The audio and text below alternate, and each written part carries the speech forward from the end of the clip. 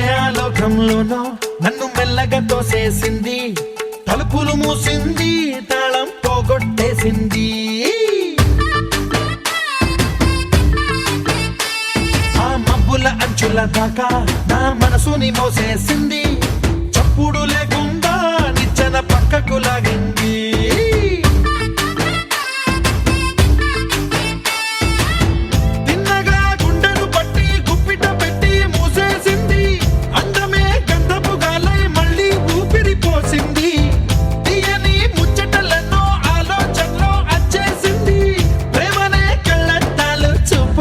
తగిలించింది కోసల దేశపు రాజకుమారి, ఆశలు రేపిన అండాల పోరి, పూసల దండలు నన్నే గుచ్చి మెళ్ళో వేసింది.